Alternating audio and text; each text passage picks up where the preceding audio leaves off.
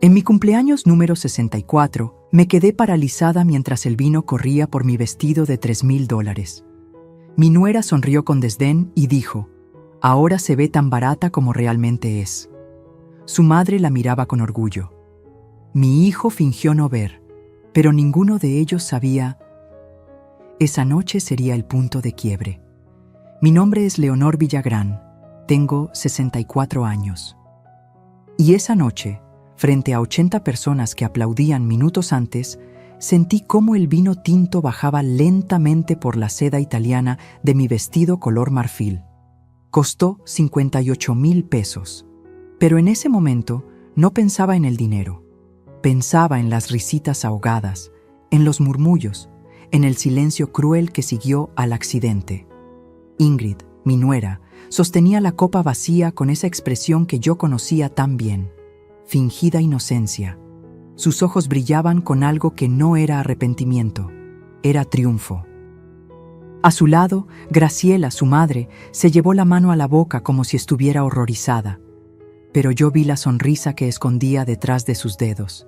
Y Mateo, mi hijo, mi único hijo, el niño que cargué en brazos, que defendí de todo y de todos, estaba revisando su teléfono, como si nada estuviera pasando, como si su madre no estuviera siendo humillada en su propia fiesta de cumpleaños.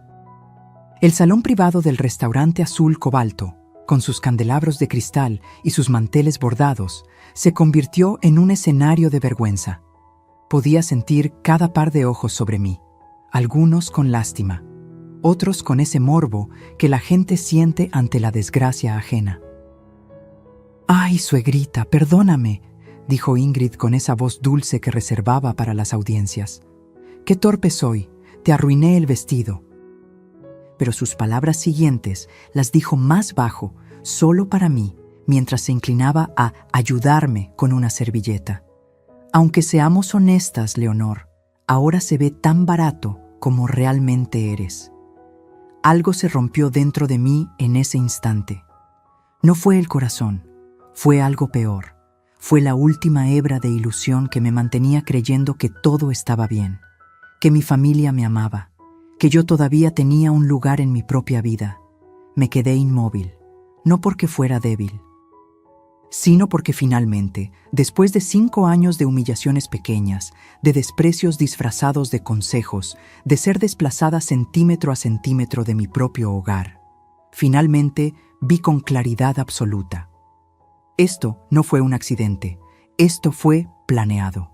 Y esa noche, manchada de vino y vergüenza, mientras todos volvían incómodos a sus conversaciones, yo tomé una decisión que cambiaría todo, pero nadie lo sabía todavía.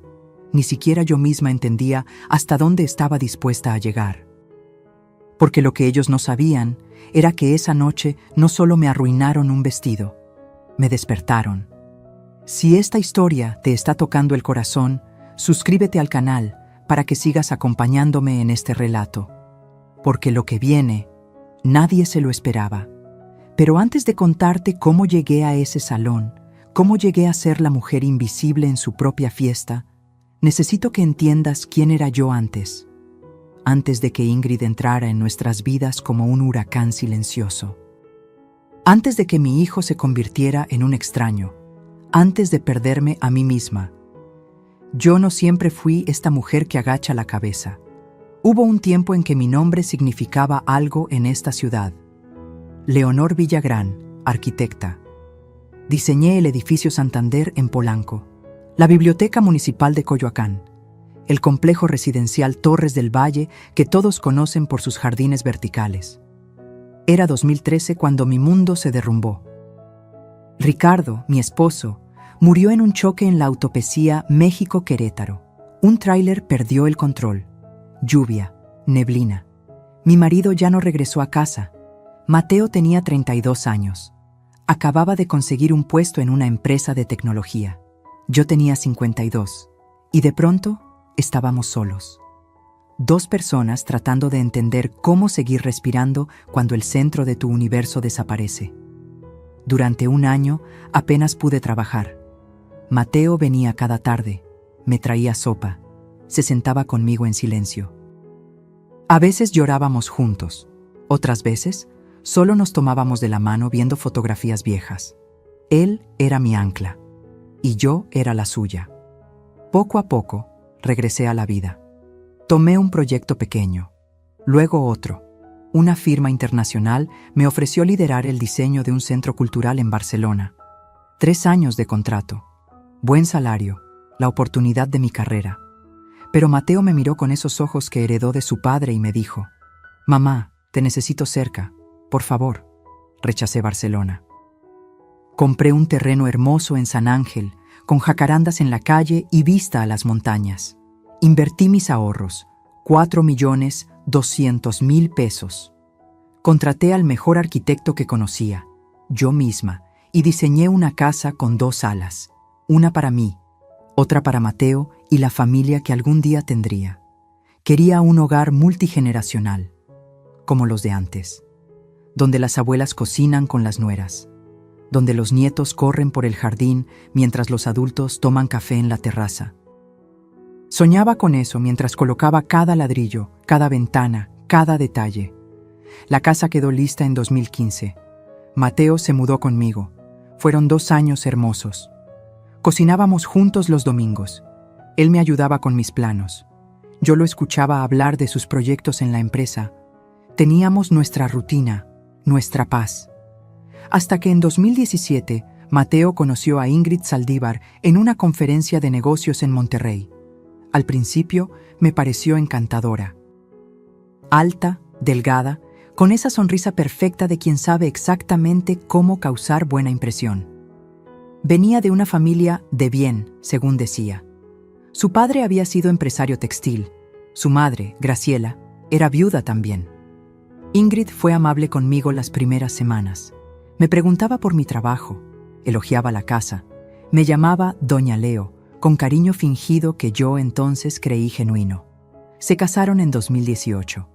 Una boda elegante en un jardín de Cuernavaca. Yo pagué la mitad, 280.000 pesos. Ingrid lloró de felicidad en mis brazos. «Siempre quise una suegra como tú», me susurró. Qué idiota fui al creerle. Los primeros meses fueron tolerables. Ingrid se mudó a la casa. Respetaba mi espacio, o eso parecía. Pero había pequeños cambios. Un cuadro que yo colgué aparecía en otro lugar. Mis especias en la cocina se reorganizaban. Mis rutinas se interrumpían con nuevas tradiciones que ella imponía. «Es que así lo hacíamos en mi casa, doña Leo», decía con esa voz suave. «No le molesta, ¿verdad?». Y yo decía que no, porque quería paz, porque quería que Mateo fuera feliz, porque una buena suegra no pelea por tonterías. Pero las tonterías se volvieron invasiones. Ingrid convenció a Mateo de que yo necesitaba ayuda, que a mi edad mantener una casa tan grande era demasiado. Despidió a Eufemia, mi empleada de 20 años, sin consultarme. Trajo a una chica nueva que solo respondía órdenes de Ingrid. Luego llegó Graciela. «Solo unos días, mamá», me dijo Mateo. «Su departamento se está remodelando». Eso fue hace 3 años. Graciela nunca se fue. Entre las dos redecoraron mi sala, cambiaron cortinas, movieron muebles, instalaron cámaras de seguridad que curiosamente solo vigilaban mis espacios, mi estudio, mi habitación, el jardín donde yo solía tomar café. Y Mateo, mi hijo, se convirtió en un fantasma. Salía temprano, regresaba tarde. Cuando yo intentaba hablar con él, siempre tenía prisa, siempre tenía una reunión, siempre después. «Mamá, no empieces», me decía cuando yo mencionaba algo. «Ingrid solo quiere ayudar. ¿Por qué siempre buscas problemas?». Así fue como me volví invisible, no de golpe, sino poquito a poquito, como esas fotos viejas que se desvanecen con el sol, hasta que un día te miras al espejo y ya no reconoces a la mujer que te devuelve la mirada. Pero aquella noche del vino derramado, algo cambió, porque cuando tocas fondo, solo quedan 2 opciones: quedarte ahí o empezar a acabar tu salida. Y yo ya había decidido cuál elegiría. Déjenme contarles cómo perdí mi propia casa sin darme cuenta. porque eso es lo más peligroso de la manipulación. No llega gritando, llega con sonrisas, con consejos, con preocupación fingida que te desarma. 3 meses después de la boda, Ingrid sugirió cambiar los muebles de la sala. «Es que se ven tan viejitos, doña Leo. Usted merece algo más moderno». Mateo estuvo de acuerdo. Yo cedí. Después de todo, eran detalles sin importancia, o eso pensaba. Luego fue la cocina. Ingrid no soportaba mis ollas de barro, mis cazuelas heredadas de mi madre. Ocupan mucho espacio y son tan antiguas. Las reemplazó con acero inoxidable, frío, sin historia, sin alma. Cada cambio venía envuelto en lógica razonable, cada invasión disfrazada de mejora. Pero el verdadero golpe llegó cuando despidió a Eufemia. Eufemia había trabajado conmigo desde que Mateo era adolescente. Conocía mis rutinas, sabía que me gustaba el café cargado a las 7. Que los viernes horneaba pan dulce. Era más que empleada, era confidente, amiga. Una tarde llegué del trabajo y Eufemia ya no estaba. Ingrid me esperaba en la cocina con una sonrisa. Le di su liquidación, suegrita. Era mucho trabajo para una señora de su edad. Contraté a Yolanda. Es más joven, más eficiente. ¿Sin consultarme? Apenas podía procesar lo que escuchaba. Es que usted siempre está tan ocupada. No quería molestarla con estas cosas domésticas. Mateo estuvo de acuerdo. Ahí estaba otra vez. Mateo estuvo de acuerdo, como si esa frase fuera un escudo que justificaba cualquier cosa. Llamé a Eufemia esa noche. Lloró al teléfono. Me dijo que Ingrid le había dado apenas lo mínimo de ley, que le prohibió despedirse de mí. Quise arreglarlo, pagarle más, traerla de vuelta. Pero Eufemia ya había aceptado otro trabajo. El daño estaba hecho. Yolanda, la nueva empleada, no me miraba a los ojos. Solo seguía instrucciones de Ingrid. Si yo pedía algo, primero consultaba con la señora Ingrid, como si yo fuera una invitada en mi propia casa. Entonces llegó Graciela. La madre de Ingrid apareció con 3 maletas. «Solo mientras remodelan mi departamento», dijeron. Eso fue en octubre de 2020. Estamos en 2023 y sigue aquí. Graciela se instaló en la habitación de invitados que yo diseñé para cuando vinieran amigos. La decoró a su gusto. Puso sus santos, sus veladoras, su olor a perfume barato que impregnaba todo el pasillo. Entre las dos, madre e hija, establecieron nuevas reglas. Ya no podía usar la sala después de las 9 de la noche porque Graciela veía sus telenovelas. Mi música les parecía demasiado ruidosa. Mis amigas ya no eran bienvenidas porque alteraban la paz del hogar. Un día regresé de una reunión con un cliente y encontré mi estudio reorganizado. Mis planos, mis bocetos de 30 años de carrera, estaban en cajas. Ingrid había convertido la mitad del espacio en un cuarto de yoga. «Es que casi nunca lo usas», suegrita, «y yo necesito un lugar para meditar». Sentí que me arrancaban un pedazo de alma. Ese estudio era mi refugio, el lugar donde Ricardo y yo pasábamos noches diseñando juntos, donde cada pared guardaba recuerdos. «Mateo», le dije esa noche, «esto no está bien, es mi espacio de trabajo». Él ni siquiera levantó la vista de su laptop. «Mamá, tienes toda la casa. ¿No puedes compartir un cuarto?» Ingrid solo busca estar saludable. Apóyala. Apóyala. Como si yo fuera el problema. Como si pedir respeto en mi propia casa fuera ser egoísta. Las cámaras de seguridad fueron la última gota antes del cumpleaños. Ingrid las instaló por protección, dijo. Había habido robos en el vecindario. Sonaba lógico. Pero las cámaras solo apuntaban a mis zonas, mi entrada, mi jardín, el pasillo hacia mi habitación. Ninguna en las áreas de Ingrid o Graciela. Cuando pregunté por qué, Ingrid sonrió. «Es que usted es mayor, doña Leo. Si le pasa algo, necesitamos saberlo. Es por su bien, por mi bien. Todo era por mi bien, mientras ellas controlaban cada centímetro de mi vida». Dejé de invitar amigas porque Ingrid siempre encontraba forma de incomodarlas. Dejé de cocinar porque Yolanda ya se encarga. Dejé de poner música porque molestaba. Dejé de existir en mi propio hogar. Y Mateo, mi hijo, se había convertido en un extraño que solo aparecía para comer, dormir y defender cada decisión de su esposa. Trabajaba hasta tarde. Los fines de semana tenía compromisos. Las pocas veces que intenté hablar a solas con él, Ingrid siempre interrumpía. Mi amor, te necesito aquí. Ya sabes cómo se pone tu mamá cuando se siente sola. Como si yo fuera una carga, un estorbo, una anciana problemática que necesitaba supervisión.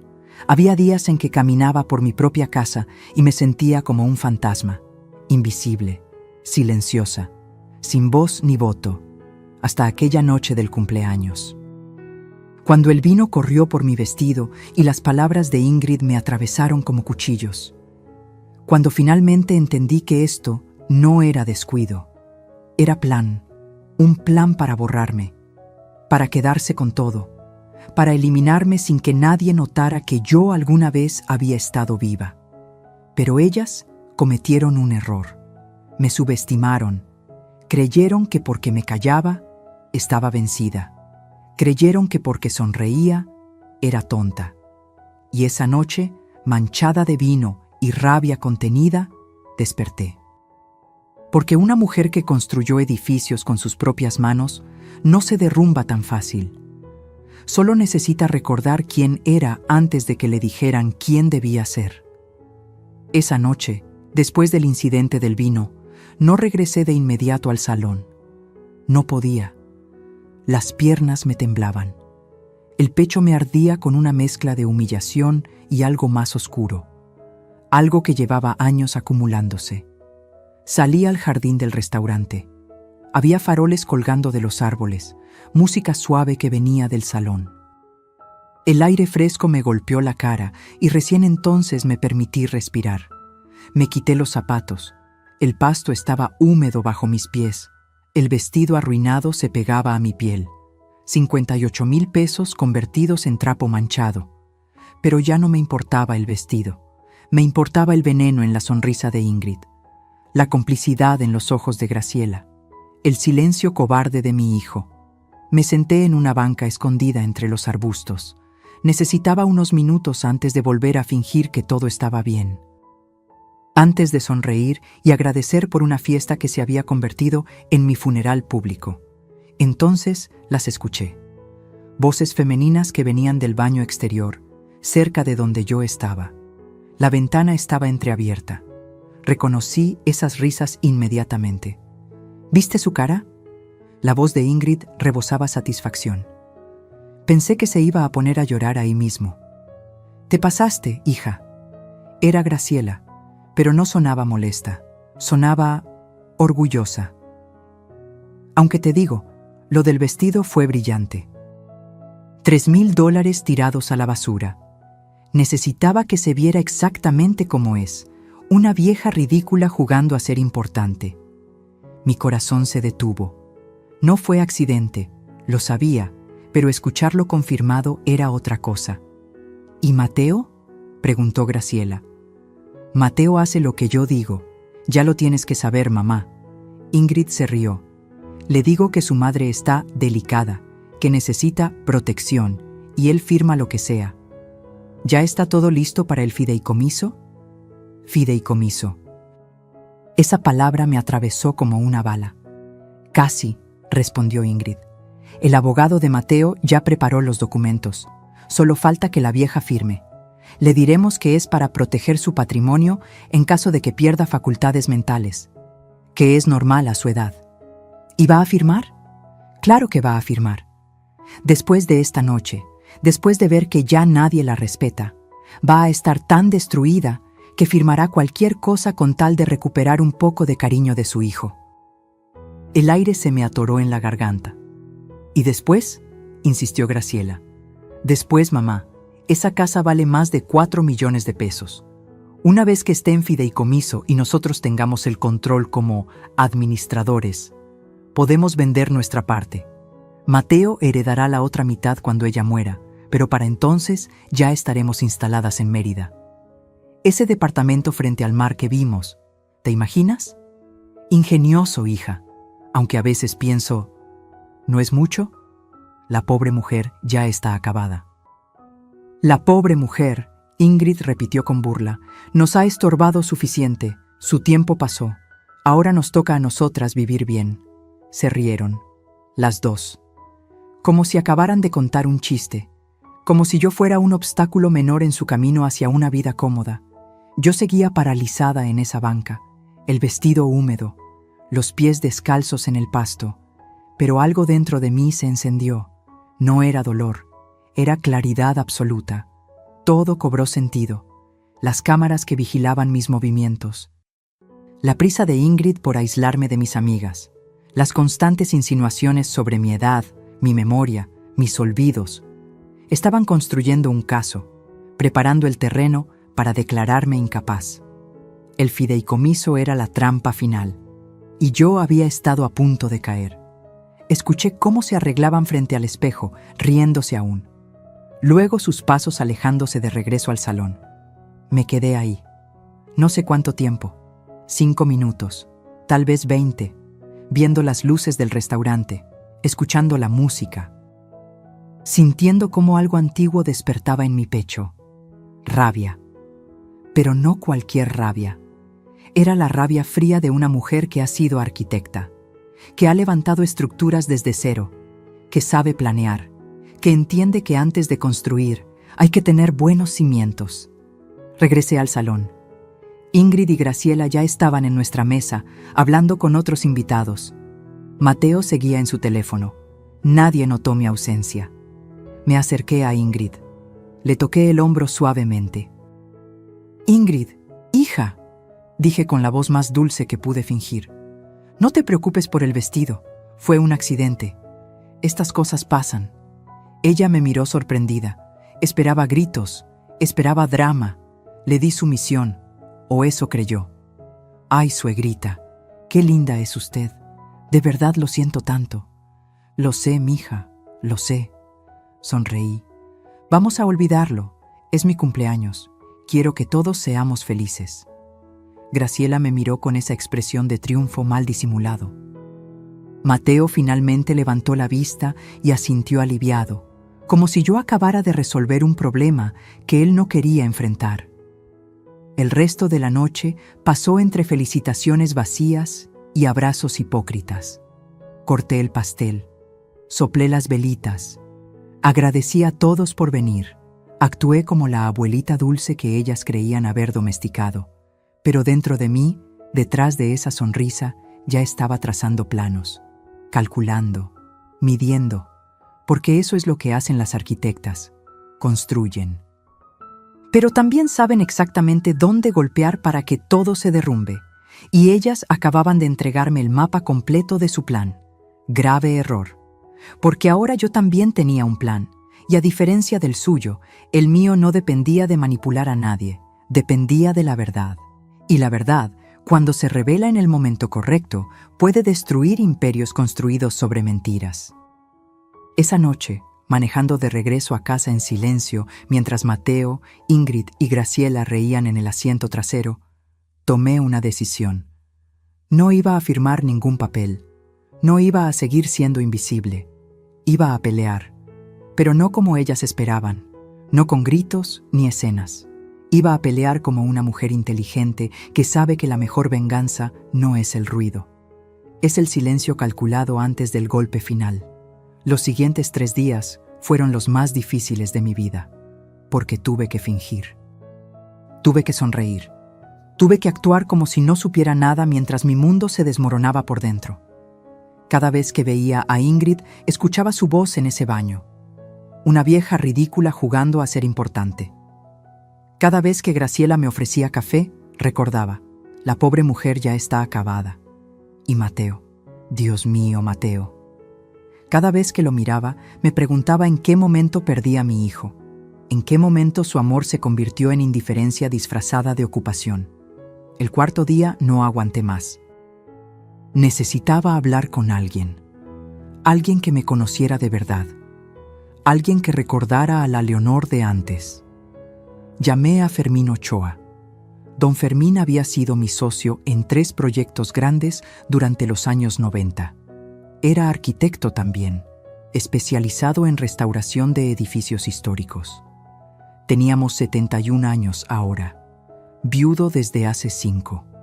Nos habíamos distanciado un poco después de que Ricardo murió, no por pleitos, sino porque la vida simplemente nos llevó por caminos distintos. Pero sabía que podía confiar en él. Quedamos de vernos en el Café Tacuba, ese lugar antiguo del centro histórico donde los meseros usan chaleco y los azulejos cuentan historias de 100 años. Llegué temprano. Pedí un café de olla. Mis manos temblaban alrededor de la taza. Fermín llegó con su bastón de madera labrada y esa sonrisa cálida que siempre tuvo. Leonor, me abrazó fuerte. ¿Cuánto tiempo? Te veo cansada. Estoy destruida, Fermín. Y ahí, en ese café lleno de turistas y oficinistas, le conté todo. El vino derramado, la conversación que escuché, el fideicomiso, la invasión de mi casa, cómo había perdido todo sin darme cuenta. Fermín me escuchó en silencio, no me interrumpió, no me juzgó. Cuando terminé, se quedó mirando su taza largo rato. Leonor, lo que te voy a decir no te va a gustar. Mi estómago se contrajo. Pero necesitas saberlo. Respiró hondo. Investigué un poco a tu nuera cuando me contaste hace años que Mateo se iba a casar. Tenía una corazonada. Debí decirte entonces, pero no quise meterme en tu vida familiar. ¿Qué descubriste? Ingrid Saldívar estuvo casada antes, en Guadalajara, con un empresario de 62 años. Duró 2 años casada con él. Cuando se divorciaron, hubo una demanda. Él la acusó de coerción financiera, de manipularlo para transferir propiedades a su nombre. El caso nunca llegó a juicio. Firmaron un acuerdo confidencial. Él le pagó 800,000 pesos para que se fuera y nunca hablara del tema. Sentí náuseas. Fermín, ¿por qué no me dijiste? Porque no tenía pruebas sólidas, porque podía ser una coincidencia, porque tu hijo parecía feliz y yo no quise ser el viejo entrometido. Me tomó la mano. Pero ahora, con lo que me cuentas, veo el patrón. Esta mujer es cazafortunas profesional y tú eres su objetivo más grande hasta ahora. Las lágrimas brotaron sin permiso. Todo este tiempo pensé que era mi culpa, que yo era difícil, que no sabía cómo ser buena suegra, pero no, yo era la presa. Necesitas ayuda legal, Leonor, ayuda seria. ¿Conoces a alguien? Fermín sonrió por primera vez esa tarde.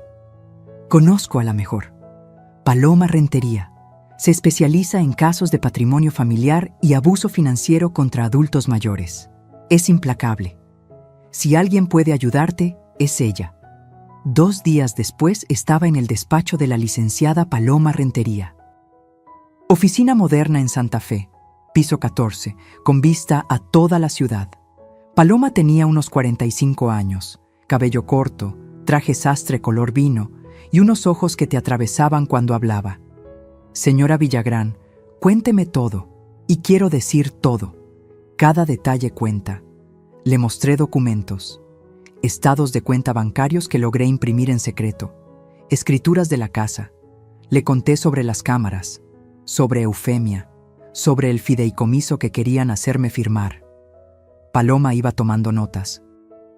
Su expresión se endurecía con cada cosa que yo decía. ¿Tiene usted cuentas conjuntas con su hijo? Sí, una cuenta de ahorro que abrimos hace años. Tiene acceso a ella. ¿Ha notado movimientos extraños? No lo he revisado. Confío en Mateo. Gran error. Su tono no fue cruel, pero sí directo. Necesito que me autorice revisar todas sus cuentas. Ahora. Firmé la autorización. Paloma hizo unas llamadas. En menos de 1 hora tenía los movimientos de los últimos 3 años desplegados en su computadora. Y ahí estaba. El horror en números.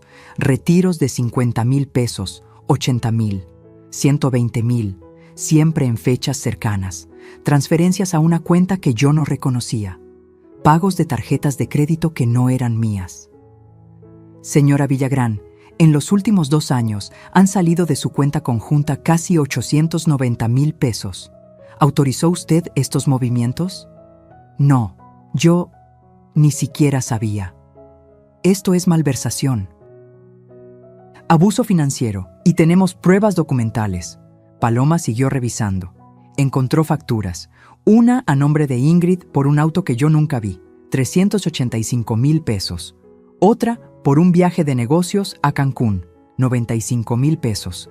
Compras en tiendas departamentales, joyas, ropa. Todo pagado con mi dinero, sin mi conocimiento. Además, continuó Paloma, si intentan hacerla firmar un fideicomiso alegando incapacidad mental, necesitamos contraatacar. ¿Tiene usted algún problema cognitivo real? Ninguno. Mi médico puede confirmarlo. Perfecto. Necesito que vaya con un neuropsicólogo, que le hagan pruebas completas. Así tendremos documentación de que usted está en plenas facultades mentales. Eso destroza cualquier intento de declararla incapaz. ¿Y qué hacemos con el dinero robado? Demanda civil. Vamos a recuperar cada peso, pero eso lleva tiempo. Paloma se inclinó hacia adelante. Señora Villagrán, necesito que entienda algo. Esta batalla será fea. Su hijo va a tener que elegir un bando. Y probablemente no elija el suyo, al menos no al principio. Las palabras me dolieron, pero sabía que era verdad. ¿Está dispuesta a llegar hasta el final?, preguntó Paloma. Pensé en el vino derramado, en las risas crueles, en mi casa invadida, en mi hijo convertido en extraño, en años de humillación silenciosa.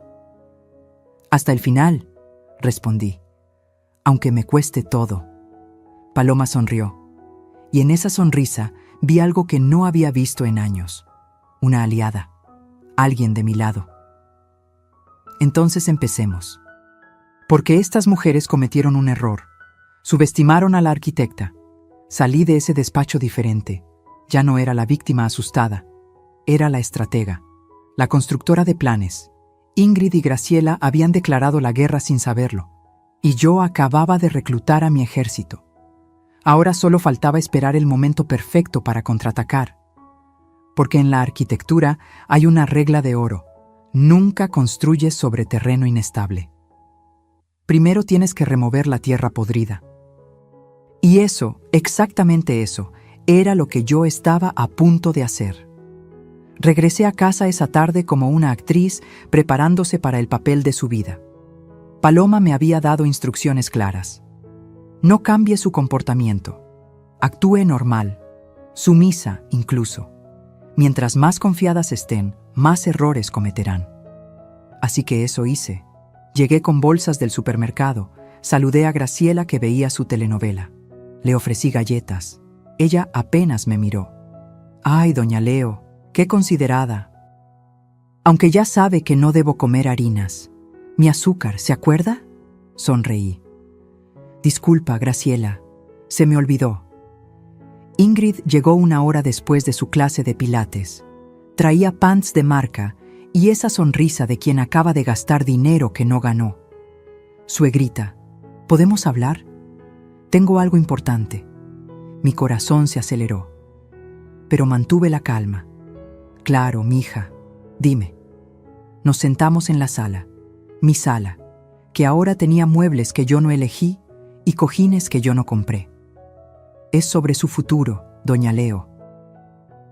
Mateo y yo hemos estado pensando. Hizo una pausa dramática.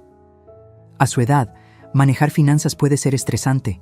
¿Qué tal si ponemos la casa en un fideicomiso? Así usted no tiene que preocuparse por nada. Nosotros nos encargamos de todo. Ahí estaba. La trampa servida en bandeja de plata. ¿Un fideicomiso? Fingí confusión. No entiendo muy bien esas cosas legales. Exacto, por eso es perfecto. Ingrid se inclinó, tomando mi mano con esa falsedad que ya conocía tan bien. Es para protegerla. Imagínese que alguien intenta estafarla. O que usted, sin querer, firma algo que no debe. Con el fideicomiso, nosotros vigilamos que nadie se aproveche de usted. Quería arrancarle la mano. Quería gritarle que ya sabía todo. Pero Paloma tenía razón. Necesitaba más pruebas, más errores de su parte. Suena complicado. ¿Mateo está de acuerdo? Fue idea de él, suegrita. Está muy preocupado por usted. Mentira. Todo era mentira. Pero asentí como la viejita ingenua que ella creía que era. Déjame pensarlo, mija. Es una decisión grande. Vi el destello de frustración en sus ojos, pero lo disimuló rápido. Claro, claro. Tómese su tiempo, aunque el notario ya preparó todo. Solo falta su firma. Ya tenían todo listo. ¡Qué eficientes! Los siguientes días fueron tortura psicológica. Pero yo también tenía mis armas. Seguí el consejo de Paloma y contraté un técnico de confianza. Instalamos cámaras ocultas en lugares estratégicos. En mi estudio, donde Ingrid seguía entrando sin permiso. En la cocina, en la sala. También coloqué una grabadora diminuta en mi bolso. La llevaba siempre conmigo. Y empecé a documentar todo. Cada desprecio, cada humillación, cada invasión. Una tarde, Ingrid entró a mi recámara sin tocar. Yo estaba cambiándome. No le importó. Ay, perdón, suegrita. Es que necesito ese collar que me prestó.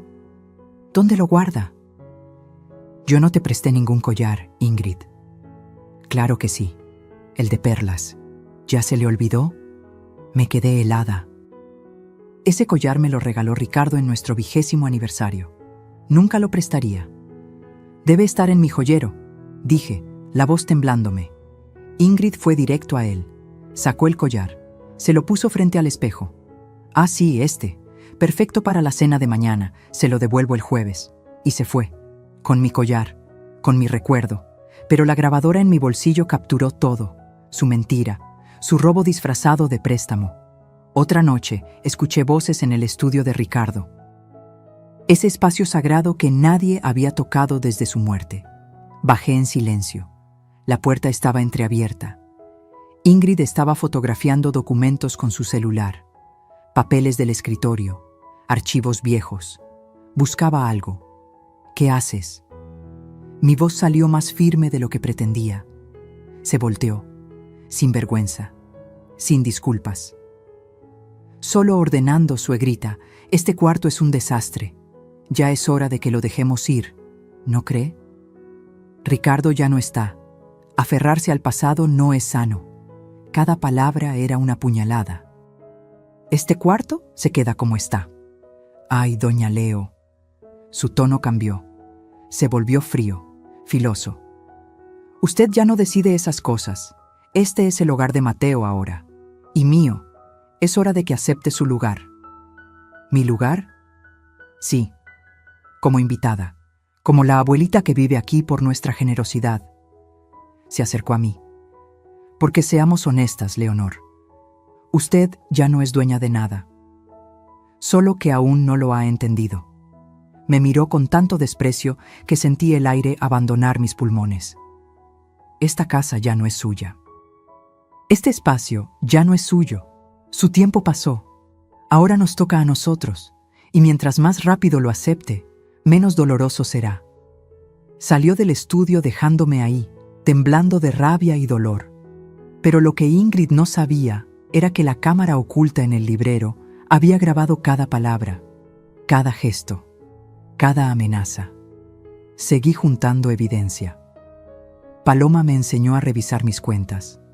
Descubrimos más cargos. Una laptop de 35,000 pesos. Tratamientos de belleza por 48,000. Muebles para un departamento que yo no conocía, 127,000 pesos. Están preparando su nido, me dijo Paloma. Ya tienen otro lugar. Solo esperan desplumarla completamente antes de irse. También descubrí algo sobre Graciela. Paloma contrató un investigador privado. Resultó que la madre de Ingrid tenía deudas de juego, casinos en línea, apuestas deportivas. Debía 320,000 pesos a prestamistas. Por eso vivía en mi casa. No porque su departamento estuviera en remodelación, porque no tenía departamento. Lo había perdido 6 meses antes de mudarse temporalmente conmigo. Todo era mentira. Cada palabra, cada sonrisa, cada suegrita envenenado. Pero yo seguía actuando. Preparé café, limpié aunque Yolanda estuviera ahí. Sonreí en las cenas. Pregunté cómo les fue en el día, y ellas, confiadas, bajaron la guardia. Una noche las escuché en el jardín. Graciela fumaba. Ingrid tomaba vino. Yo estaba en mi habitación, pero la ventana daba justo ahí, y la grabadora estaba encendida. ¿Cuánto crees que tarde en firmar?, preguntó Graciela. Poco, ya la tengo donde quiero. Está asustada, sola. Cada día la veo más pequeña, más vencida. ¿Y si se niega? No se va a negar. Le diremos que si no firma, Mateo va a pensar que no confía en él. Eso la destrozará. Firmará. Y en cuanto tengamos el control, vendemos. Ya tengo 2 compradores interesados. La casa vale fácil 4,5 millones ahorita. Dividimos y nos vamos. ¿Y Mateo? Mateo hace lo que yo digo. Siempre lo ha hecho. Se rió. Es tan fácil manipular a los hombres cuando creen que están tomando las decisiones. Ojalá se caiga por las escaleras y resuelva el problema más rápido. Graciela rió también. Esa frase, esa maldita frase quedó grabada en audio perfecto. Al día siguiente llamé a Paloma. Ya tengo todo, le dije. Cada palabra, cada mentira, cada amenaza. Perfecto. Entonces es hora. ¿Está lista, señora Villagrán? Miré por la ventana.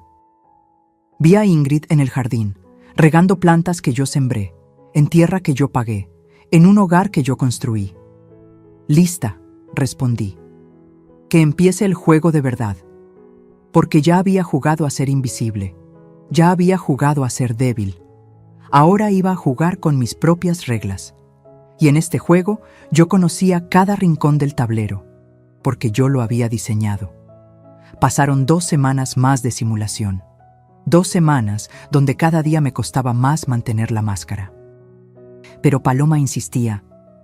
Necesitamos que ellas se sientan completamente seguras, que cometan el error definitivo. Y lo cometieron. Fue un martes por la noche. Mateo llegó temprano del trabajo, cosa rara. Me pidió que nos sentáramos a hablar. Ingrid y Graciela también estaban ahí, como buitres esperando su festín. Mamá, necesitamos hablar sobre tu futuro. Mi hijo ni siquiera me miraba a los ojos. Tenía papeles en las manos, documentos legales. ¿Mi futuro? Mantuve el tono suave, inocente. Ingrid y yo hemos notado cosas preocupantes. Hizo una pausa. Olvidas conversaciones, repites preguntas. El otro día dejaste la estufa prendida. Mentira, nunca dejé la estufa prendida, pero no dije nada. Mamá, no es tu culpa, es la edad, le pasa a todos, pero tenemos que protegerte, proteger tu patrimonio. Ingrid se acercó, puso los papeles sobre la mesa. Es el fideicomiso del que hablamos, suegrita. Ya está todo listo, solo necesitamos su firma. Es por su bien. Para que nadie se aproveche de usted. La ironía me quemaba la garganta. Pero yo me siento bien, no he olvidado nada. Mamá, así empieza. Mateo finalmente me miró. Mira, yo me encargo de todo. Tú solo vive tranquila, sin preocupaciones. ¿No es eso lo que quieres? Lo que yo quería era recuperar a mi hijo. Pero ese hombre sentado frente a mí era un extraño. Necesito tiempo para pensarlo. Ya tuviste tiempo. La voz de Ingrid cambió, se endureció. Llevamos semanas hablando de esto. ¿Por qué te resistes tanto? ¿No confías en tu propio hijo? Ahí estaba, la manipulación directa. Claro que confío en Mateo. Entonces firma. Déjame revisar los documentos con calma. Mañana les doy respuesta. Vi la furia destellar en los ojos de Ingrid, pero se contuvo. Como quiera, doña Leo, pero esto no puede esperar más. Esa noche no dormí. Sabía que el momento se acercaba, que ya no podía seguir posponiendo. Al día siguiente, Mateo salió temprano. Ingrid y Graciela fueron al spa. Yo aproveché para llamar a Paloma. Ya me presionaron para firmar. No puedo seguir evitándolo. Perfecto. Es hora de actuar. ¿Puede estar en mi oficina mañana a las 4 de la tarde? ¿Para qué?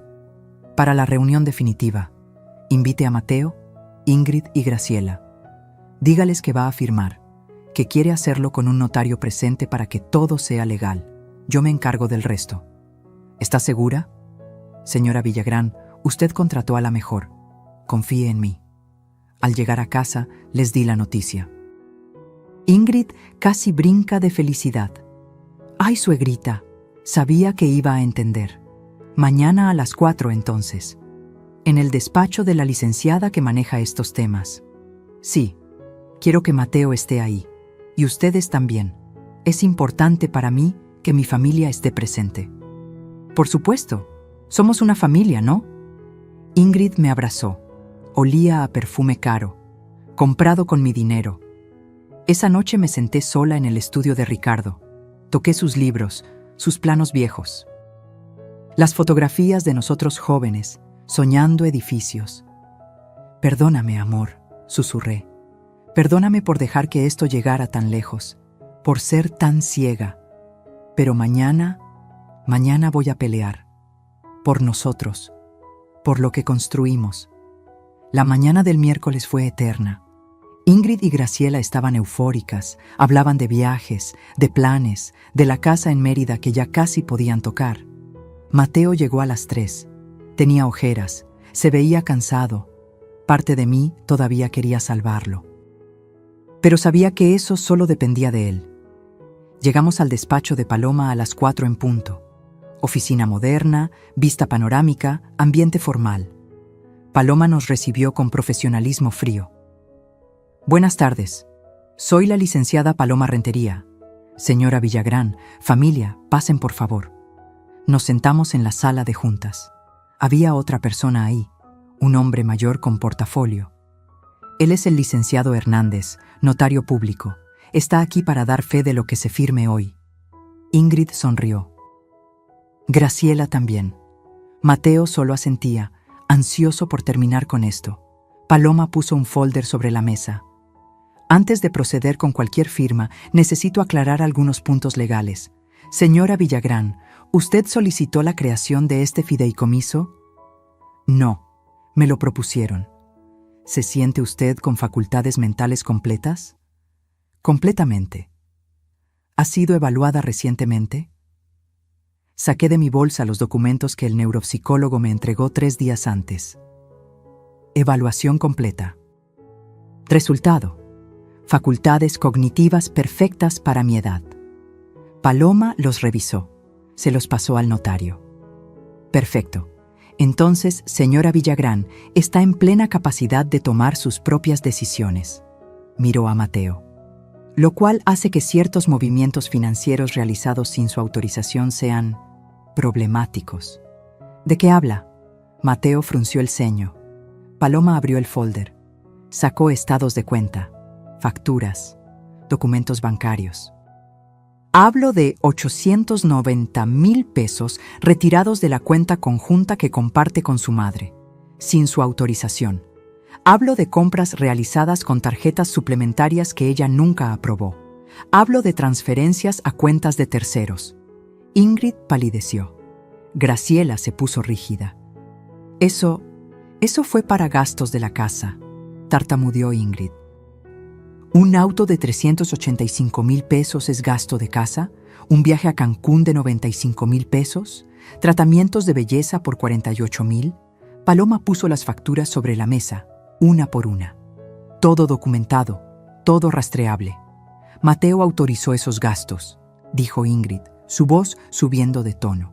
Mateo tiene acceso a la cuenta, pero no tiene autoridad legal para gastar sin consentimiento de la titular. Y la titular es la señora Villagrán. Paloma se volteó hacia mí. ¿Autorizó usted estos gastos? No. Ni siquiera sabía de ellos.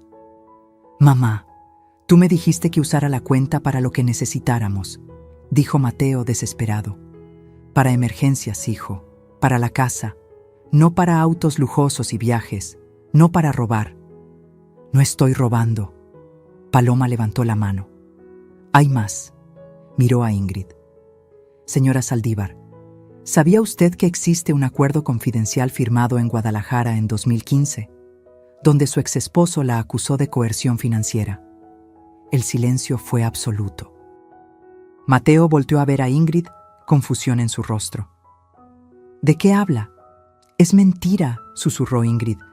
Eso es privado. Era privado.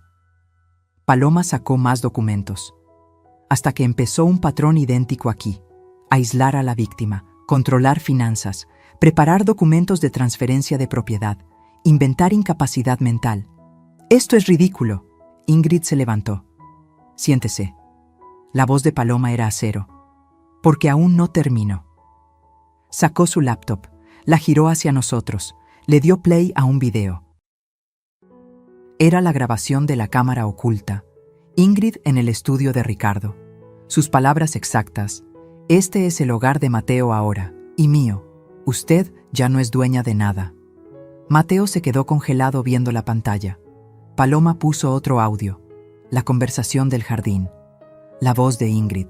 Es tan fácil manipular a los hombres cuando creen que están tomando las decisiones. Y luego, la voz de Graciela. Ojalá se caiga por las escaleras y resuelva el problema más rápido. El rostro de Mateo se descompuso. Vi cómo algo se rompía en sus ojos, como si finalmente despertara de un sueño. Esto no puede ser real, murmuró. Es muy real. Paloma cerró la laptop. Y es evidencia suficiente para una demanda por abuso financiero, coerción y amenazas. Ingrid estaba lívida. Graciela lloraba en silencio.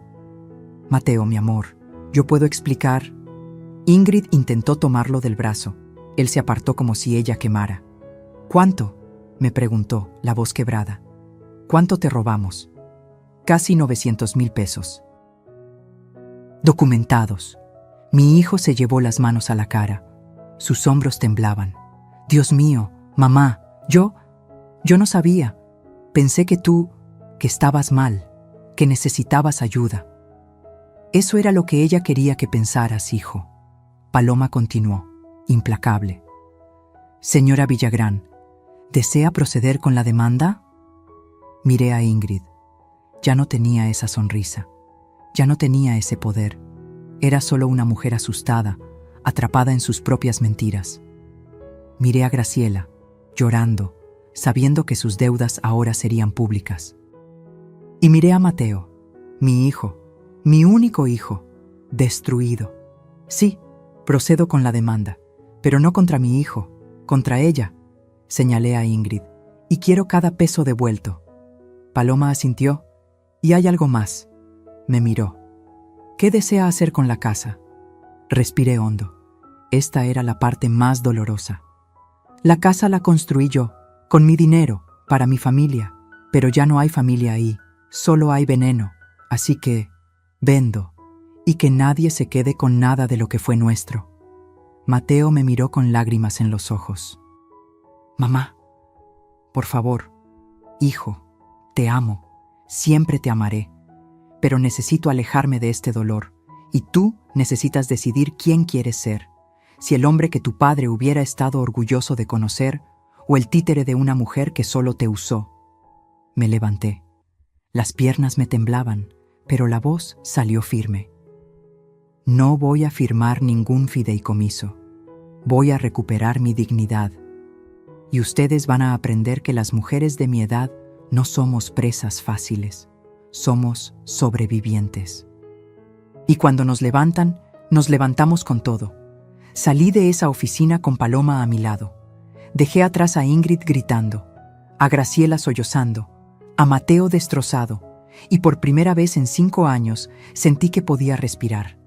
Los siguientes días fueron un caos controlado. Paloma actuó con la precisión de un cirujano. Bloqueó todas las cuentas conjuntas.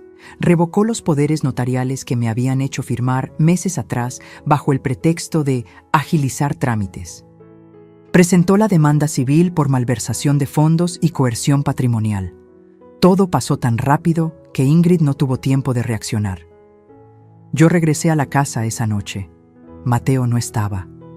Ingrid y Graciela tampoco. La casa vacía se sentía extraña. como un museo de una vida que ya no existía. Me senté en la cocina, preparé café, el mismo café que Eufemia hacía antes, y lloré. Lloré por todo lo perdido, por mi hijo, por los años desperdiciados, por la familia que nunca fue. Pero también lloré de alivio, porque finalmente había dicho basta. Mateo llegó cerca de medianoche. Se veía destrozado, ojos rojos, ropa arrugada. Se sentó frente a mí sin decir palabra. El silencio duró minutos eternos. «Lo siento», dijo finalmente, la voz apenas un susurro. «Mamá, lo siento tanto». «Lo sé, hijo. Yo pensé que estaba haciendo lo correcto. Ingrid me decía que estabas olvidando cosas, que te confundías. Yo solo quería protegerte». «¿Y por qué nunca me preguntaste a mí? ¿Por qué nunca hablaste conmigo directamente?» Se quebró. Las lágrimas corrieron por su rostro. Porque era más fácil creerle a ella que enfrentar que mi mamá estaba envejeciendo. Porque tenía miedo de perderte como perdí a papá. Y ella usó ese miedo. Lo retorció. «Mateo, yo no estoy senil, estoy perfectamente bien, pero tú elegiste no verlo». «Ya lo sé. Dios, ya lo sé». Se cubrió el rostro. Vi los videos, escuché los audios. Cada palabra que dijo sobre ti, sobre mí, cómo se reía de lo fácil que era manipularme. ¿Dónde está ella? Se fue, ella y Graciela. Empacaron y se largaron. Antes de irse me dijo, su voz se quebró otra vez. Me dijo que era un mediocre, que tú tenías razón sobre mí, que era un idiota útil. Me dolió verlo así, pero también sabía que ese dolor era necesario. Era el precio de despertar. «¿Y ahora qué vas a hacer?» «No lo sé». Me miró. «¿Me perdonarás algún día?» La pregunta pesaba toneladas. «Mateo, te amo, eres mi hijo y siempre lo serás.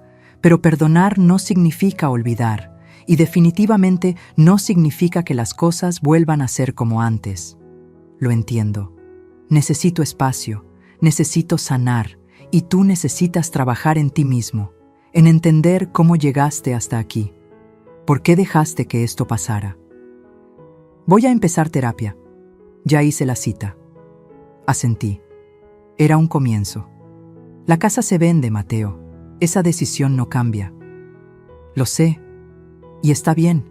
Tiene razón. Este lugar ya no es un hogar. Es un campo de batalla». Pasamos el resto de la noche en silencio. A veces llorando, a veces simplemente sentados, uno frente al otro, procesando los escombros de lo que alguna vez fuimos. 3 semanas después, Paloma me llamó a su oficina. «Tengo noticias. Ingrid intentó falsificar su firma en documentos de venta de la propiedad. El notario que contrató se dio cuenta y lo reportó. Ahora enfrenta cargos por intento de fraude». «¿Cargos penales?» «Sí, y la demanda civil avanza. Hemos logrado rastrear exactamente a dónde fue cada peso. Tenemos un caso sólido. Van a tener que devolver todo». «¿Y Graciela?» «Sus deudas salieron a la luz. Los prestamistas ya la están persiguiendo. Perdió su círculo social completo. Nadie quiere saber de ella. Era justicia, pero se sentía vacía. Porque la justicia no devuelve el tiempo perdido. No borra las heridas. ¿Y qué pasa conmigo ahora?» Paloma sonrió. «Ahora, señora Villagrán, usted reconstruye, en sus propios términos». La casa se vendió 2 meses después en 4.380.000 pesos. Buen precio. Familia joven con niños. Me dio algo de paz saber que ese espacio volvería a tener risas genuinas. De ese dinero, Mateo no pidió nada. Firmó la renuncia a cualquier reclamación. «Es tuyo, mamá. Siempre lo fue». Recuperamos 890.000 pesos de lo robado. Ingrid tuvo que vender el auto, devolver joyas, liquidar deudas para pagar. No fue a la cárcel, pero el proceso penal quedó en su historial. Su reputación destruida. Mateo se mudó a un departamento pequeño. Empezó terapia 2 veces por semana. Me llamaba cada domingo. Conversaciones cortas, incómodas al principio, pero honestas. Y yo hice algo que nunca imaginé. Compré un loft en el centro histórico, Colonia Roma Norte, edificio de los años 40 restaurado, techos altos, ventanales enormes, luz natural todo el día. Me costó 1.850.000 pesos, perfecto para una mujer sola que necesitaba empezar de nuevo. Lo primero que hice fue instalar mi estudio de arquitectura. Mesones grandes, computadoras nuevas, biblioteca con todos mis libros, mis planos viejos en las paredes. Luego llamé a 3 jóvenes arquitectos recién egresados. Les ofrecí mentoría, espacio de trabajo, proyectos reales. ¿Por qué nosotros?, me preguntó una de ellas, Daniela, 26 años, ojos brillantes de ambición. Porque yo sé lo que es sentir que tu voz no importa. Y quiero asegurarme de que ustedes nunca se sientan así. Tomamos un proyecto. Renovación de una escuela pública en Iztapalapa. No pagaba mucho, pero era importante, real, con propósito. Me levanté cada mañana con energía que creí perdida. Trabajé, diseñé, enseñé. Volví a ser Leonor Villagrán, arquitecta. No solo la mamá de alguien, no solo la víctima de algo. Yo, completa. Por primera vez en años, reconecté con Silvia, mi amiga de toda la vida. Esa que Ingrid había logrado alejar con sus manipulaciones. Nos vimos en un café. Lloramos, reímos. Contamos historias. Te extrañé tanto, me dijo, pero sabía que tenías que encontrar tu camino sola. Pues ya lo encontré, y tiene vista al ángel de la independencia. Fermín también se volvió parte de mi nueva rutina. Cafés los miércoles, exposiciones los sábados. No era romance, era compañía genuina, conversaciones sin agenda oculta, sin manipulación. Solo 2 personas mayores disfrutando de la vida que les quedaba. Un domingo, 6 meses después de la venta, Mateo vino a visitarme. Traía flores, girasoles, mis favoritos. Había olvidado que le gustaban. El lugar está hermoso, mamá. Gracias, hijo. Recorrimos el loft. Le mostré mis proyectos. Me contó de su terapia, de cómo estaba aprendiendo a poner límites, a reconocer manipulación, a no tener miedo de estar solo. ¿Crees que algún día podamos, no sé, ser familia otra vez?, preguntó, la voz cargada de esperanza frágil. Me senté frente a él. Lo miré realmente. Vi al hombre que era, no al niño que fue. Mateo, somos familia, siempre lo seremos, pero la familia que éramos ya no existe. Murió junto con la confianza. Lo que podemos construir ahora es algo nuevo, algo diferente, algo basado en respeto mutuo, no en obligación. ¿Cómo hago eso? Con acciones, hijo, no con palabras. Las palabras son baratas, los hechos construyen puentes, y esos puentes toman tiempo. Asintió, lo entendió, y por primera vez vi en sus ojos algo que no había visto en años. Madurez real. Antes de irse me abrazó. Fuerte, como cuando era niño y tenía pesadillas. Te amo, mamá, y voy a pasarme el resto de mi vida demostrándote que merezco tu perdón. No necesitas mi perdón, hijo, necesitas el tuyo propio. Lo vi salir, caminar por la calle, perderse entre la gente del centro, y respiré, profundo, libre. Esa noche me senté en mi terraza. El sol se ocultaba detrás de los edificios. La ciudad brillaba con luces naranjas. Tenía un café en las manos, música suave en el fondo. Y por primera vez en 5 años me sentí en casa, no en un lugar, sino en mí misma, porque eso era lo que había recuperado.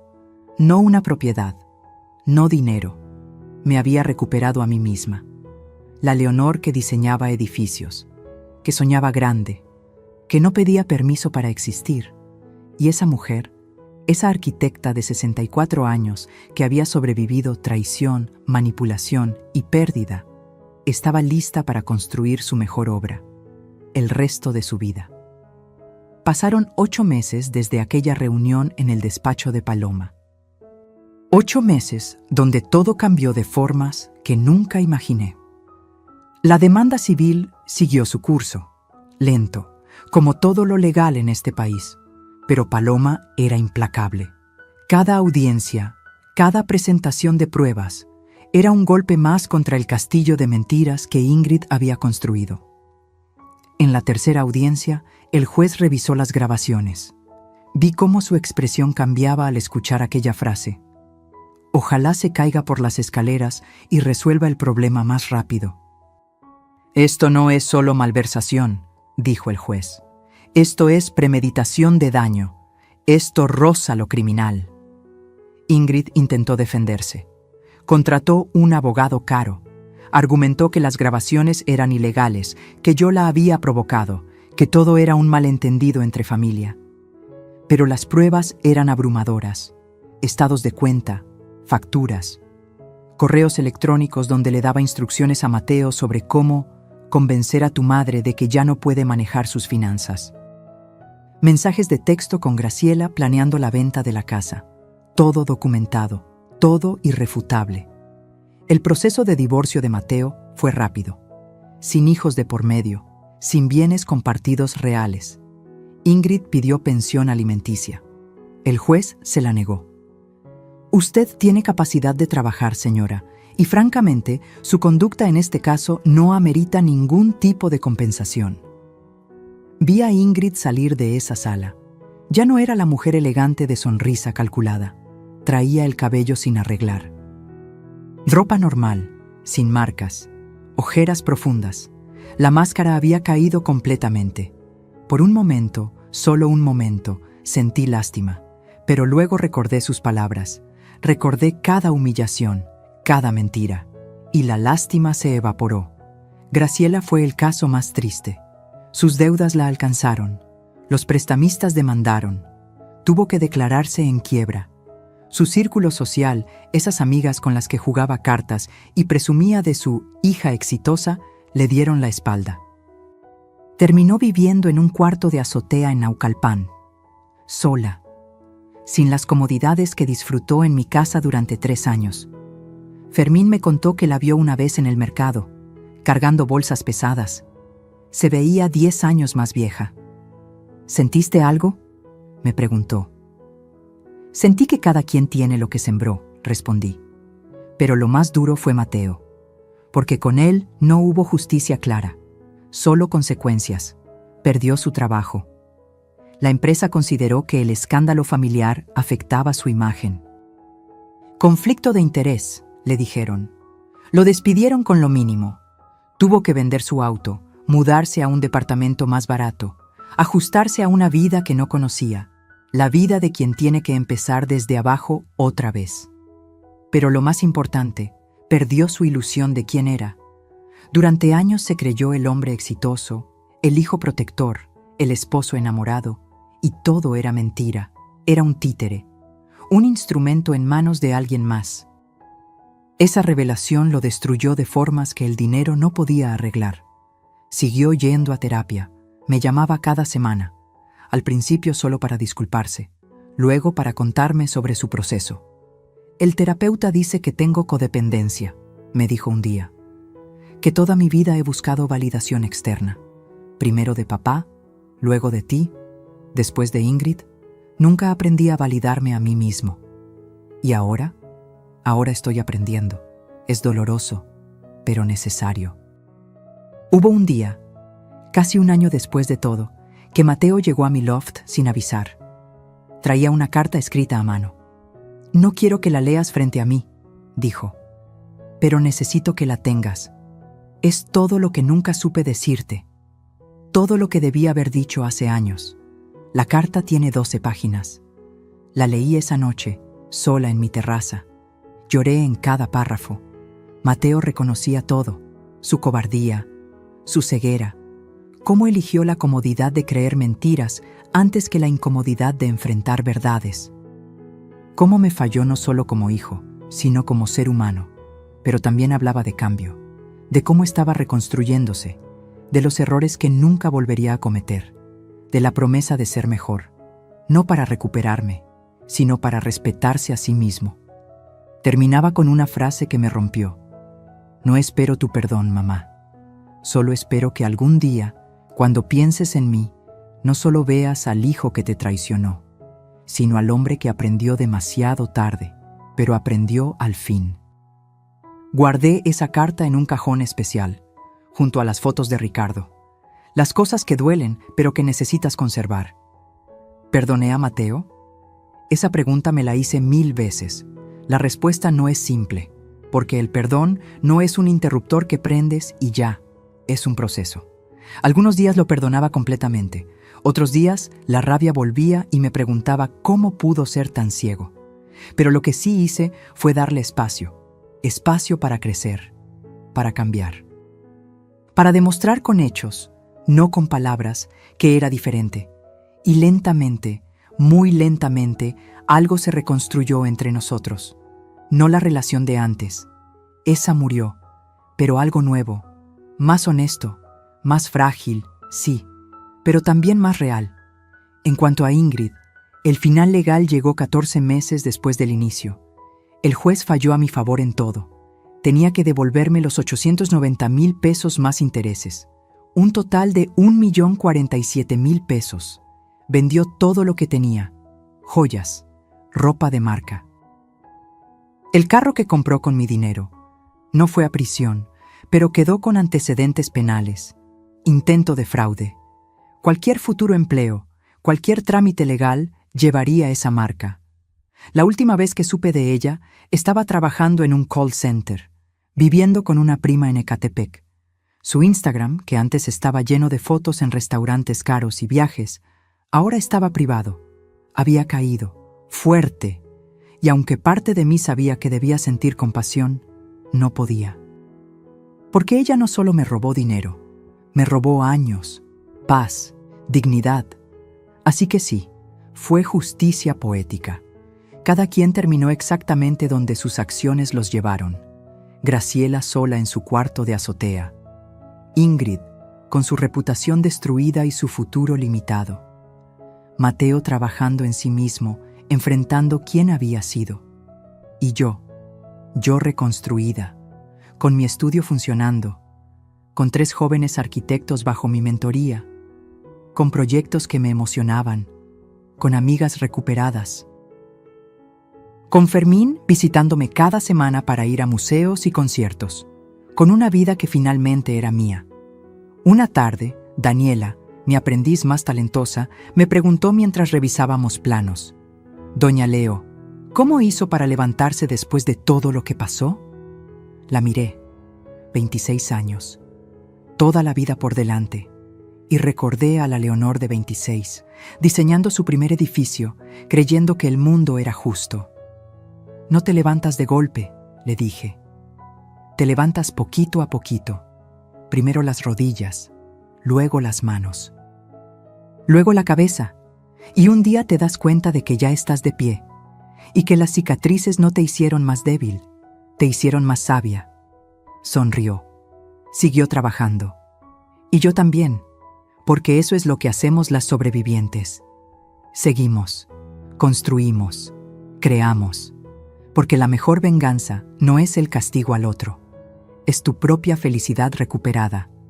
Y yo, Leonor Villagrán, arquitecta de 65 años, finalmente era feliz.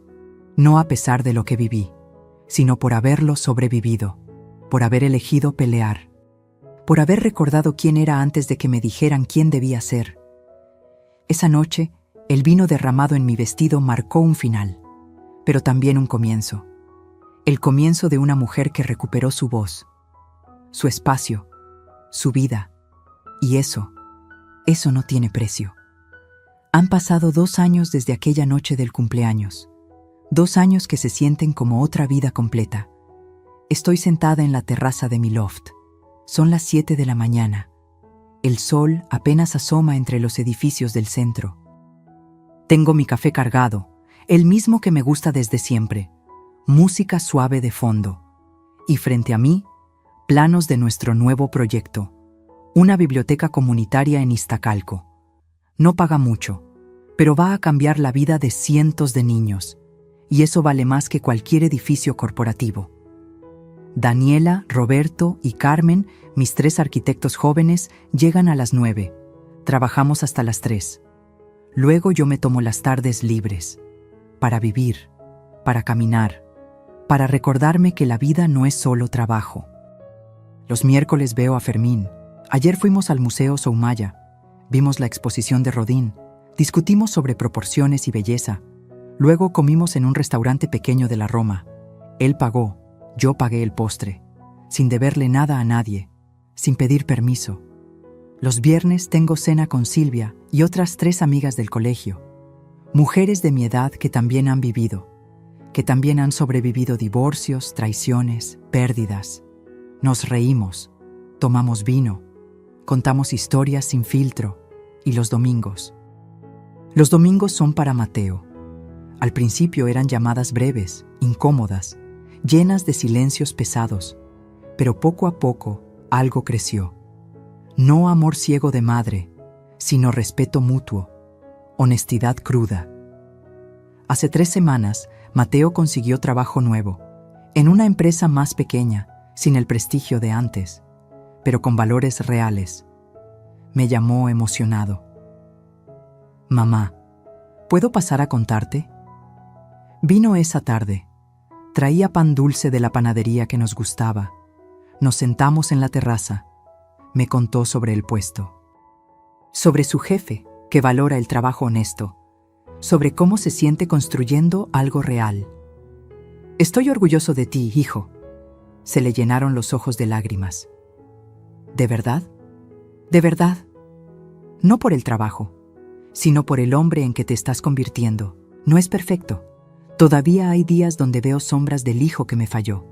Pero también veo luz, esfuerzo genuino, cambio real. ¿Hemos sanado completamente? No. Y tal vez nunca lo hagamos del todo. Porque hay heridas que dejan cicatrices permanentes, pero hemos aprendido a convivir con esas cicatrices, a respetarlas, a no pretender que no existen. El mes pasado, Mateo me preguntó si podía llevarme a cenar, a un restaurante elegante. Quiero celebrar tu cumpleaños como debió ser hace 2 años, dijo. Acepté, pero puse condiciones. Nada ostentoso, nada que pretenda borrar el pasado, solo una cena, tú y yo, honestos. Fuimos a un lugar pequeño en Coyoacán, comida tradicional, mole, arroz. Tortillas hechas a mano. ¿Eres feliz, mamá?, me preguntó a media cena. La pregunta me tomó por sorpresa, no porque no supiera la respuesta, sino porque hacía años nadie me la hacía. Sí, hijo, soy feliz. ¿A pesar de todo? No a pesar de todo, por todo, porque todo lo que viví me trajo hasta aquí, y aquí es un buen lugar. Sonrió, una sonrisa triste pero genuina. Me alegro, te lo mereces. Esa noche, caminando de regreso a casa, pensé en Ricardo, en cómo habría manejado él todo esto. Probablemente habría visto las señales antes, habría protegido a Mateo de Ingrid, pero también pensé que tal vez esto necesitaba pasar, para que yo recordara quién era, para que Mateo aprendiera quién quería ser. Las lecciones más duras son las que más transforman. Mi estudio va bien. Tenemos 3 proyectos activos, pequeños pero significativos. Una casa ecológica en Tepoztlán, la biblioteca comunitaria y la renovación de una vecindad histórica en el centro. Daniela está brillando. Roberto encontró su voz en el diseño sustentable. Carmen descubrió que su pasión es la accesibilidad universal. Los veo crecer y me veo a mí misma hace 40 años. Con esa hambre, esa ilusión, esa certeza de que la arquitectura puede cambiar vidas. Y yo les enseño no solo técnica, les enseño a defender su espacio, a no dejar que nadie les robe su voz, a las mujeres jóvenes especialmente. No dejen que les digan que son demasiado, les digo, demasiado viejas, demasiado jóvenes, demasiado sensibles, demasiado duras. Ustedes son exactamente lo que necesitan ser. Una tarde, después de una junta difícil con un cliente que no quería escuchar ideas de una señora mayor, Daniela me vio defender nuestro diseño con argumentos sólidos hasta que el cliente cedió. ¿Cómo hace eso?, me preguntó después. ¿Cómo no se intimida?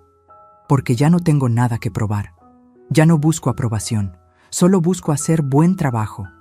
Y cuando sabes tu valor, nadie puede quitártelo. Hace un mes recibí una llamada inesperada. Era el director de la Facultad de Arquitectura de la UNAM. Señora Villagrán, estamos organizando un ciclo de conferencias sobre mujeres arquitectas pioneras. Nos encantaría que participara. Acepté. Di la conferencia hace 2 semanas. Auditorio lleno. Estudiantes jóvenes, ojos brillantes, listos para cambiar el mundo. Les conté mi historia.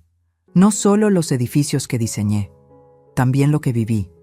La pérdida, la traición, la reconstrucción. Pensé que a los 64 años mi vida había terminado, les dije. Pero resulta que apenas estaba comenzando la parte más interesante. Al final, una chica de unos 20 años se me acercó. Tenía lágrimas en los ojos.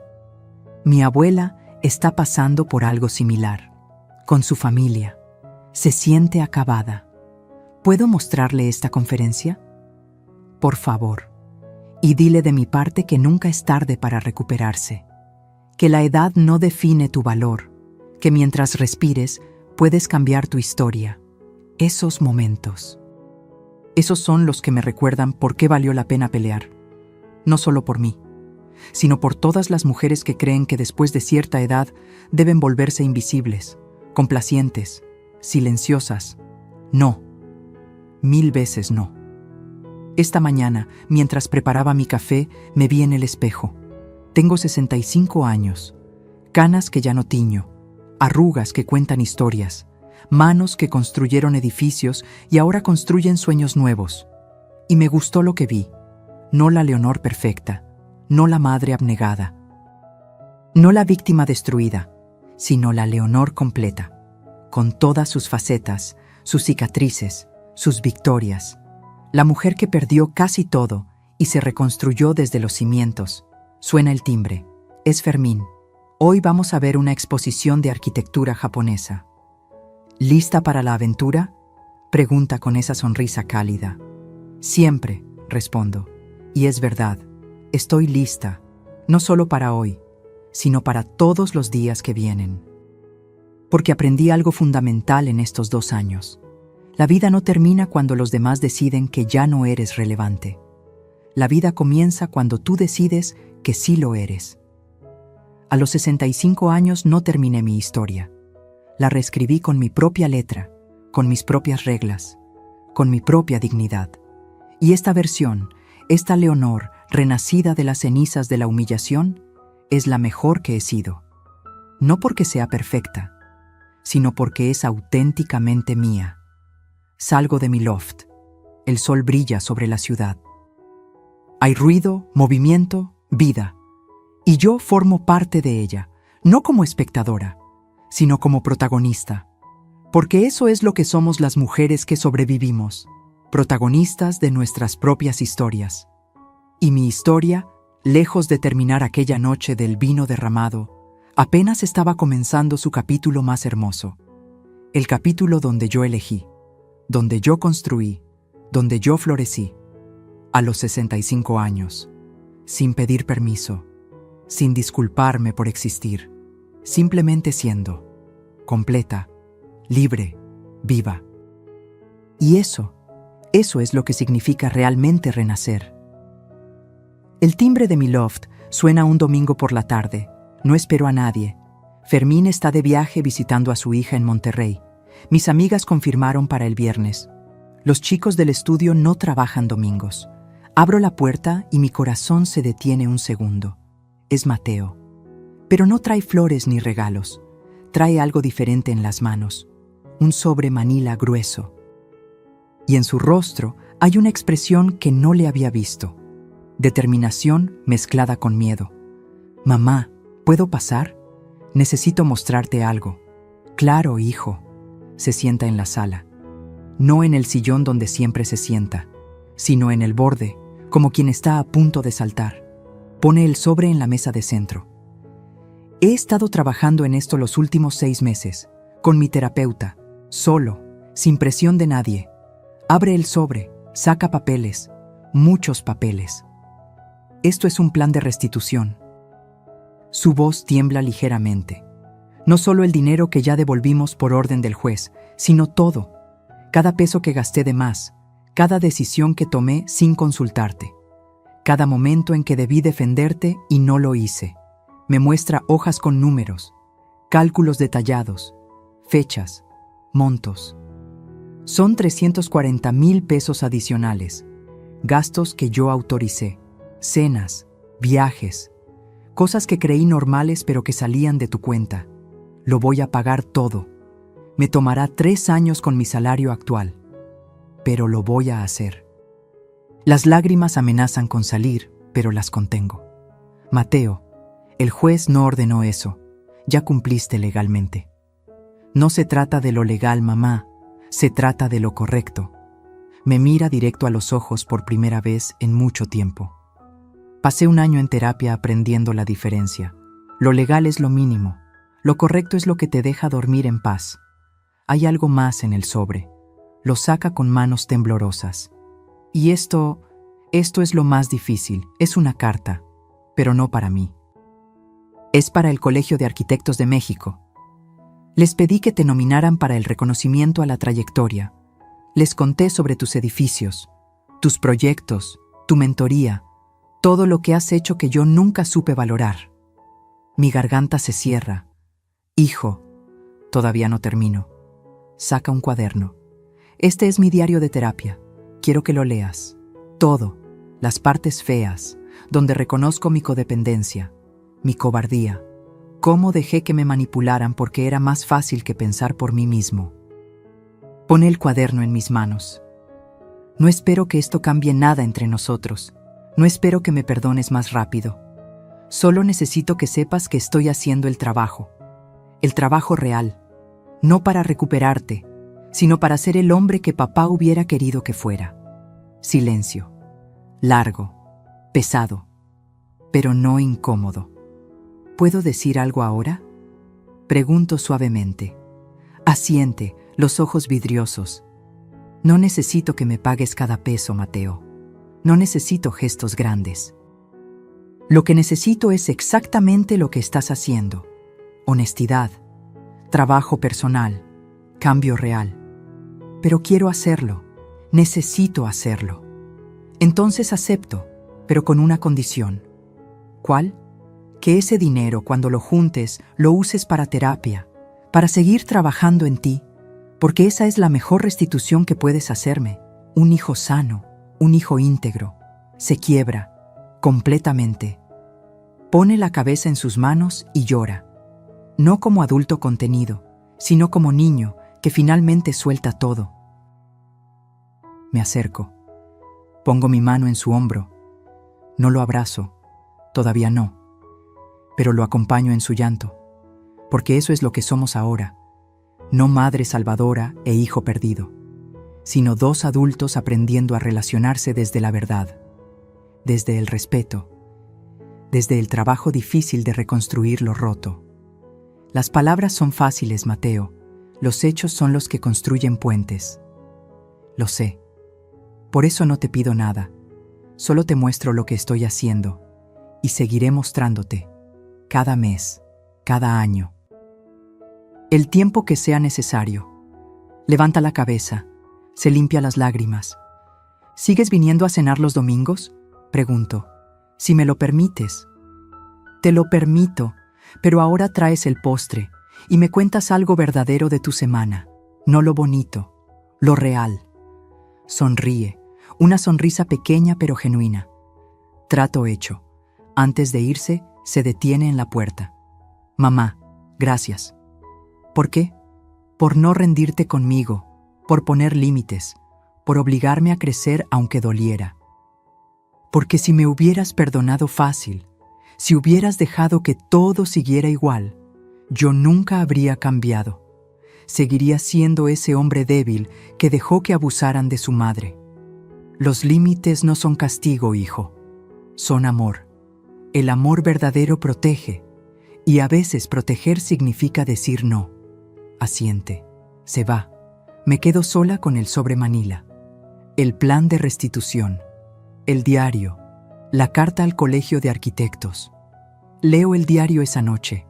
No todo. Solo fragmentos. Veo su dolor, su vergüenza, su trabajo real para entender cómo llegó a ser quien fue. Y por primera vez en 2 años siento algo que creí perdido. Esperanza. No de que todo vuelva a ser como antes, sino de que podamos construir algo nuevo, algo mejor, algo basado en verdad y no en fantasía. 3 semanas después recibo un correo del Colegio de Arquitectos. Me nominaron. No solo por mi trayectoria profesional, sino por mi trabajo de mentoría con jóvenes arquitectos. Lloro leyendo ese correo, no de tristeza, de alegría pura. Porque alguien vio, alguien valoró. La ceremonia es en 2 meses. Me invitan a llevar acompañantes. Invito a Fermín, a Silvia, a Daniela, Roberto y Carmen. Y sí, invito a Mateo. ¿Estás segura?, me pregunta cuando lo llamo. Segura, eres mi hijo, y quiero que veas lo que construí cuando finalmente dejé de hacerme pequeña para que otros se sintieran grandes. El día de la ceremonia me pongo un vestido color vino, elegante pero cómodo, tacones que puedo caminar.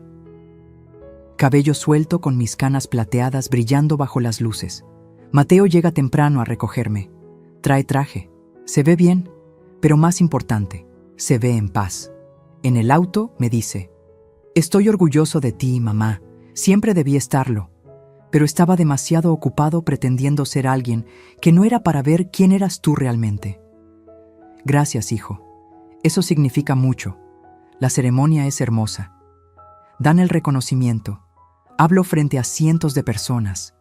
Cuento mi historia, no solo los edificios, también la caída y el renacimiento.